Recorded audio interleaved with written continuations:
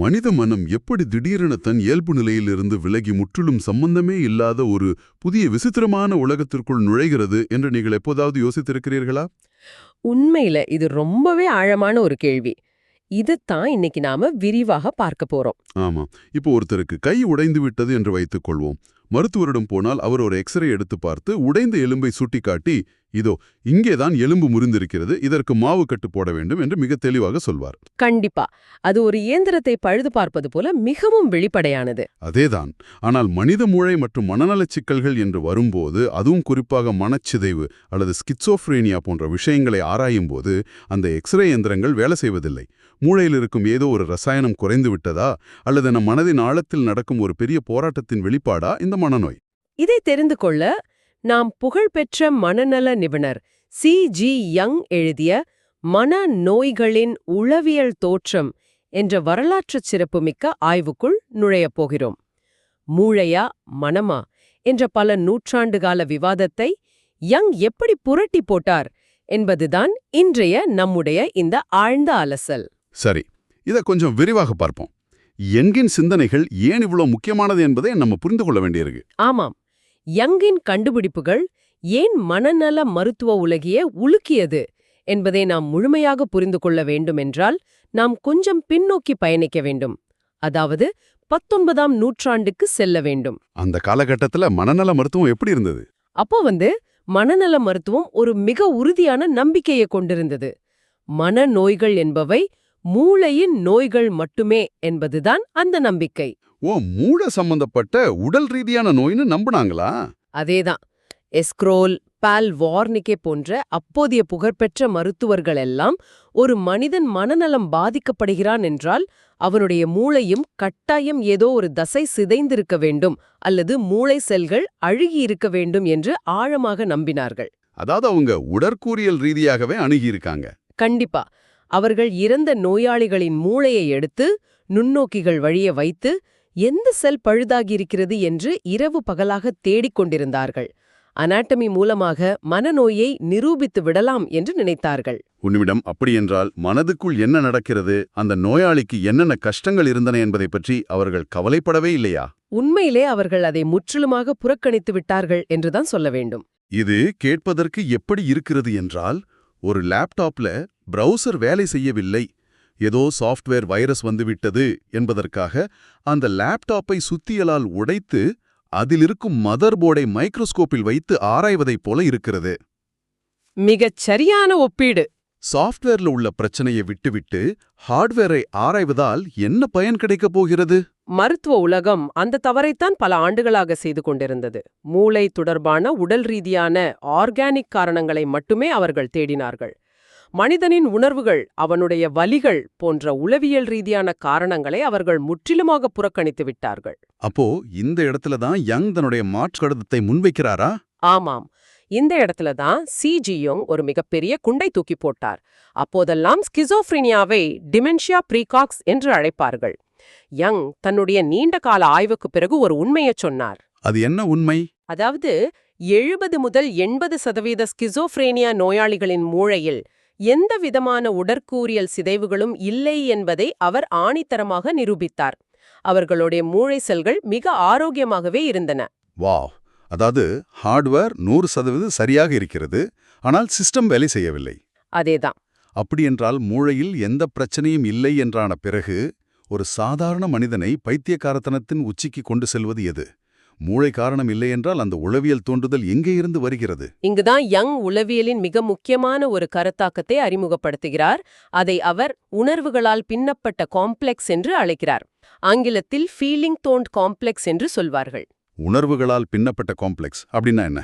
ஒரு மனிதனுக்குள் இருக்கிறோம் ஆழமான தீர்க்கப்படாத உளவியல் காயம் அல்லது அவமானங்கள், குற்ற உணர்வுகள் எல்லாமே ஒன்றாக சேர்ந்து ஒரு உணர்ச்சி குவியலாக, ஒரு காம்ப்ளெக்ஸாக அவனுக்குள்ளேயே புதைந்து கிடக்கும். ஒரு நிமிஷம், அப்படி பார்த்தால் எல்லோருக்குள் தான் ஏதோ ஒரு காயம் இருக்கும். சின்ன வயதில் யாராவது அடித்திருப்பார்கள் அல்லது அவமானப்பட்டிருப்போம். அதற்காக எல்லோரும் மனச்சிதைவுக்கு ஆளாவதில்லையே. இது ஒரு நியாயமான கேள்வி. அப்போ ஒரு சாதாரண மனிதனுக்கும் ஸ்கிசோஃப்ரேனியா நோயாளிக்கும் என்ன வித்தியாசம்? சாதாரண மனிதர்களுக்கும் ஏன் ஹிஸ்டீரியா போன்ற நரம்பு தளர்ச்சி உள்ளவர்களுக்கும் கூட இந்த காம்ப்ளெக்ஸ் இருக்கும். ஆனா அது அவர்களை தற்காலிகமாகத்தான் பாதிக்கும்.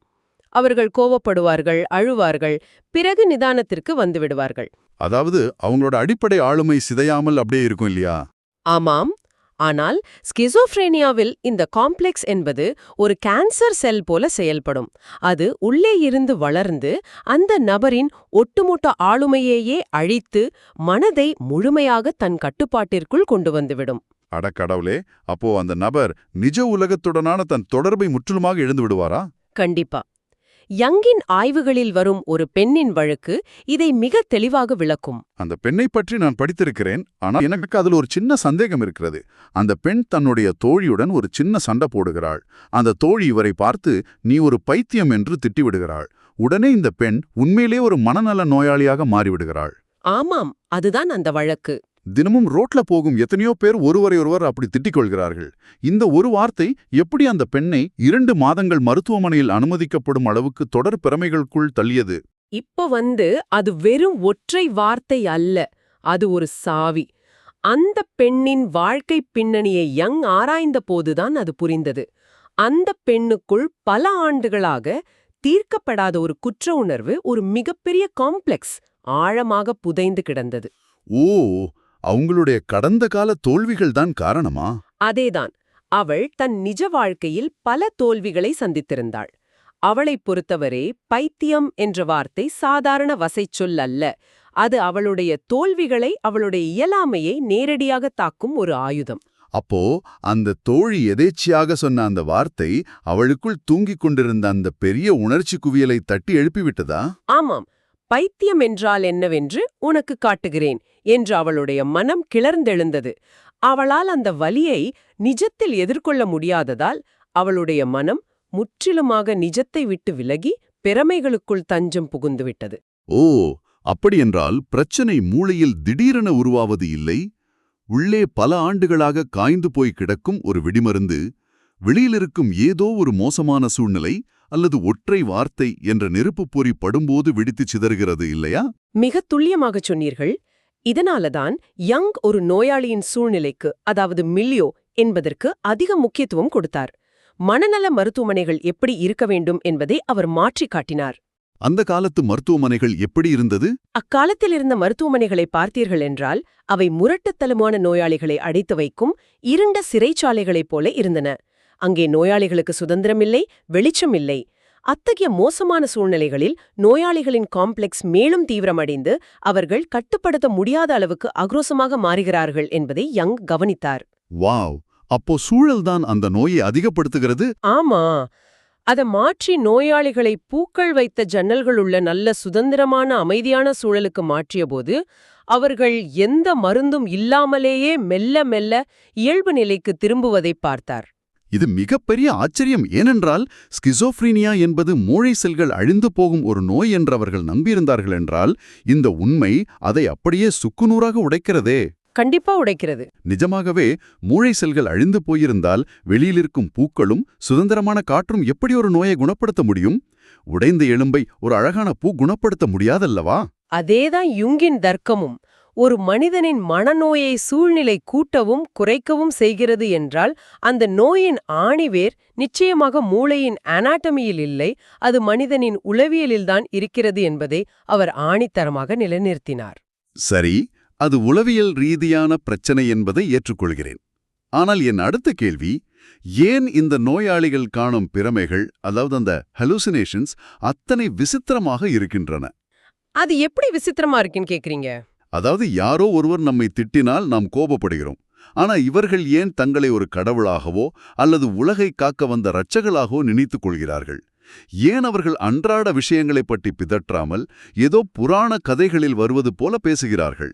இது மனித மனதின் மிக ஆழமான மர்மங்களில் ஒன்று.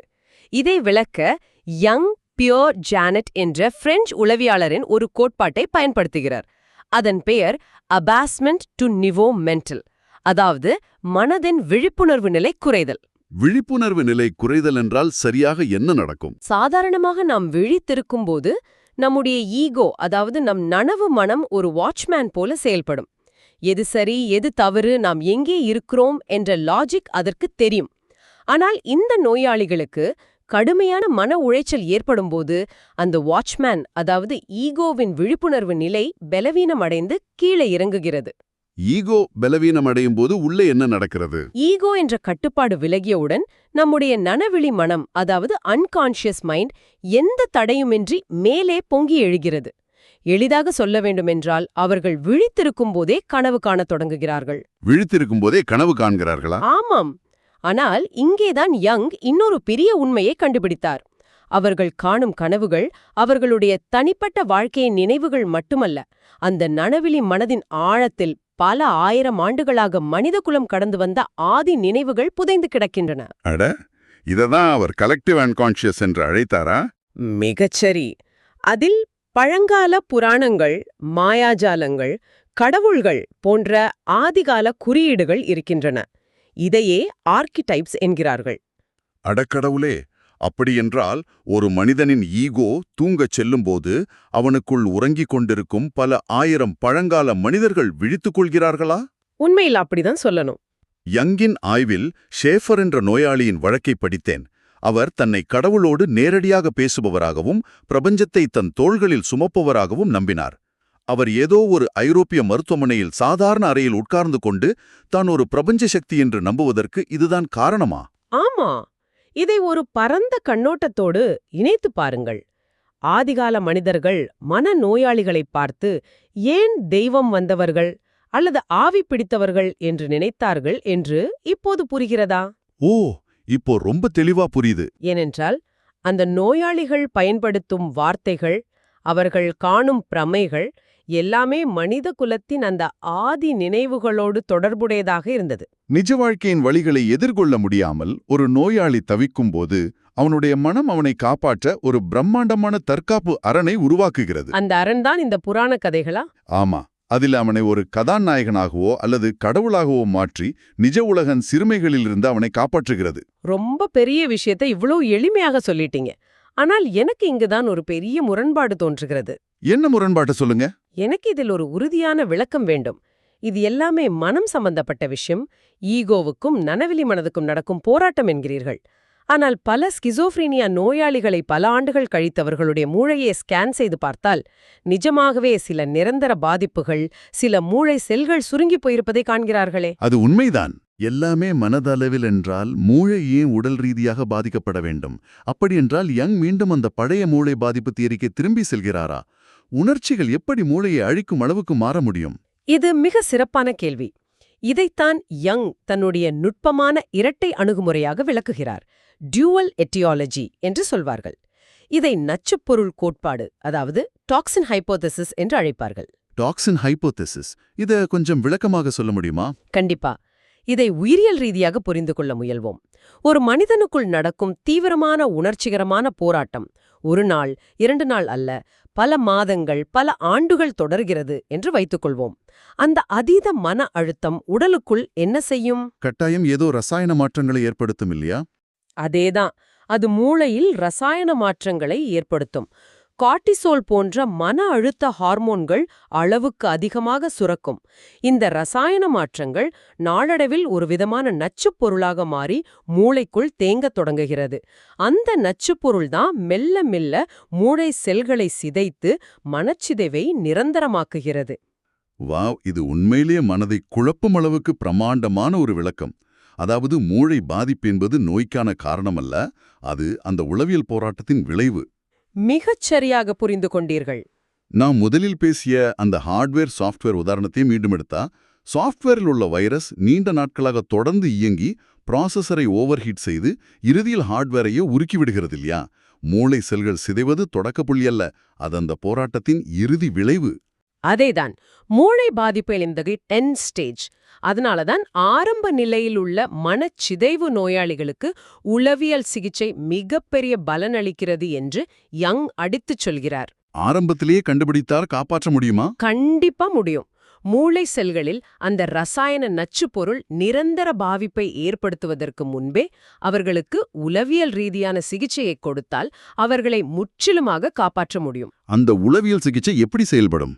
அவர்களுக்கு பிரமைகள் வரும்போது மருத்துவர்கள் அவர்களை பிடித்து உலுக்கி இது பொய், இனி பார்ப்பது உண்மையல்ல, நீ கடவுள் கிடையாது என்று முகத்தில் அறைந்தாற் போல சொல்வார்களா? இல்ல, அதுதான் யங் செய்த மாபெரும் புரட்சி.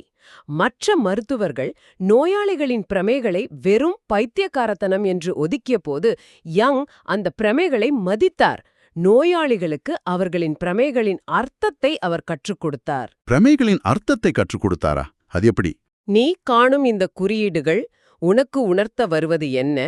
எந்த ஆதி மனிதனின் நினைவு உனக்குள் எழுந்திருக்கிறது? உன்னுடைய நிஜ வாழ்க்கையின் எந்த காயம் இப்படி ஒரு புராணக் கதையாக மாறியிருக்கிறதே என்று நோயாளியை புரிந்து கொள்ள வைத்தார். வாவ், இது ஒரு அற்புதமான அணுகுமுறை. ஆமாம், ஒரு நோயாளிக்கு தன் மனதைப் பற்றி எவ்வளவு அறிவை கொடுக்கிறோமோ அந்த அளவுக்கு அவர் அந்த பிரமைகளில் மூழ்கிப் போகாமல் நிஜ உலகை நோக்கி திரும்பி வரத் தொடங்குவார். மனித மனதை வெறும் சதைப்பிண்டமாகவோ இயந்திரமாகவோ பார்க்கக்கூடாது என்பதை யங் மீண்டும் மீண்டும் உலகிற்கு உணர்த்தினார். ஒரு மனிதனை வெறும் நோயாளியாக பார்க்காமல் அவனுக்குள் இருக்கும் ஆழமான மனப்போராட்டங்களை, அந்த பிரம்மாண்டமான புராணக் குறியீடுகளை மதிக்க கற்றுக் கொடுக்கிறது யங்கின் ஆய்வு. ஆமா, நோயாளியின் உள்ளே இருக்கும் அந்த காம்ப்ளெக்ஸ் ஒரு நச்சு பொருளை உருவாக்கி மூளையை அழிக்கும் முன்பே ஒரு மருத்துவர் அந்த நோயாளியின் மன உலகத்திற்குள் பயமில்லாமல் நுழைந்து அந்த பிரமைகளின் அர்த்தத்தை புரிந்து கொண்டு நோயாளியின் கையை பிடித்து நிஜ உலகத்திற்கு மீட்டுக் கொண்டு வர வேண்டும். அதுதான் ஒரு உண்மையான மருத்துவனின் கடமை. இந்த உரையாடல் நிச்சயமாக மனநலம் பற்றிய நம்முடைய பார்வையையே முற்றிலுமாக மாற்றியிருக்கும் என்று நம்புகிறேன். இந்த முழு ஆழமான அலசலையும் கேட்டுக்கொண்டிருக்கும் உங்களுக்காக இறுதியாக ஒரு சுவாரஸ்யமான, அதே சமயம் உங்களை சிந்திக்க வைக்கும் ஒரு கேள்வியை முன்வைக்க விரும்புகிறேன். அது என்ன கேள்வி? நாம் ஒவ்வொரு நாளும் இரவில் தூங்கும்போது பல விசித்திரமான கனவுகளை காண்கிறோம். வானத்தில் பறக்கிறோம், இறந்து போனவர்களுடன் பேசுகிறோம், எந்த லாஜிக்கும் இல்லாத சம்பவங்களை பார்க்கிறோம். அந்த தூக்க நிலையில் நம்முடைய விழிப்புணர்வு நிலை முற்றிலும் குறைந்து விடுகிறது. எந்த கட்டுப்பாடும் இல்லாத அந்த தூக்க நிலையும் ஒரு வகையான தற்காலிக ஸ்கிசோஃப்ரினியா தான் என்று யுங் கூறுகிறார். உண்மையில ரொம்ப ஆழமான சிந்தனை இது. ஆனால் இதில் ஆச்சரியம் என்னவென்றால், நாம் காலையில் அலாரம் அடித்தவுடன் எந்த பிரச்சனையும் இல்லாமல் பத்திரமாக நிஜ உலகத்திற்கு விழித்துக் கொள்கிறோம். ஆனால் அந்த நோயாளிகளோ பகலில் விழித்திருக்கும் போதே அந்த சிக்கலான, தப்பிக்க முடியாத கனவுக்குள் நிரந்தரமாக மாட்டிக்கொள்கிறார்கள். ஆமா, அதுதான் மிகப்பெரிய துயரம். அப்படியென்றால் பைத்தியக்காரத்தனம் என்பது நமக்கு முற்றிலும் தொடர்பில்லாத, எங்கோ நடக்கும் ஒரு விசித்திரமான விஷயம் அல்ல. அது ஒவ்வொரு இரவும் நாமும் சென்று திரும்பும் ஒரு மர்மமான உலகத்தின் பகல் நேர நீட்சிதானா? அந்த ஆபத்தான எல்லையை தாண்டாமல் நம்மை ஒவ்வொரு நாளும் காலையில் பத்திரமாக பிடித்து நிஜத்தில் நிறுத்தி வைத்திருப்பது எது? நம்முடைய ஈகோவா, அல்லது நம்முடைய நிஜ வாழ்க்கையின் மேலுள்ள பிடிமானமா? இதை நீங்கள் தனியாக இருக்கும்போது சற்று சிந்தித்துப் பாருங்கள். ரொம்ப அருமையான ஒரு முத்தாய்ப்பான கேள்வி. இவ்ளோ நேரம் கேட்டதுக்கு ரொம்ப நன்றி. ஆமா, இந்த Tamil voice reads channel monetisation இல்லாம தான் நடக்குது. கண்டிப்பா. இந்த ஆடியோ புத்தகம் உங்களுக்கு பயன் தருது என்று நினைத்தால் இந்த முயற்சி தொடர்ந்து போக உங்க ஆதரவு மிகவும் உதவும். என்னுடைய இந்த முயற்சிக்கு நன்கொடை அளிக்க விருப்பம் இருந்தால் டிஸ்கிரிப்ஷனில் கொடுக்கப்பட்டுள்ள UPI ID மூலம் வழங்கலாம். உங்களால் முடிந்த அளவு போதும். ஆமா, சிறிய ஆதரவும் பெரிய உதவிதான். இந்த வீடியோ உங்களுக்கு பயனுள்ளதாக இருந்தால் சப்ஸ்கிரைப் பண்ணுங்க. மற்றவர்களுக்கும் பகிர்ந்து கொள்ளுங்கள். இந்த கருத்துக்கள் அவர்களுக்கும் தேவையாக இருக்கலாம். லைக் பண்ணுங்க. உங்க கருத்துக்களை கமெண்ட்ல பகிருங்க. மனப்பூர்வமான நன்றி. மீண்டும் ஒரு சுவாரஸ்யமான அலசலில் சந்திப்போம்.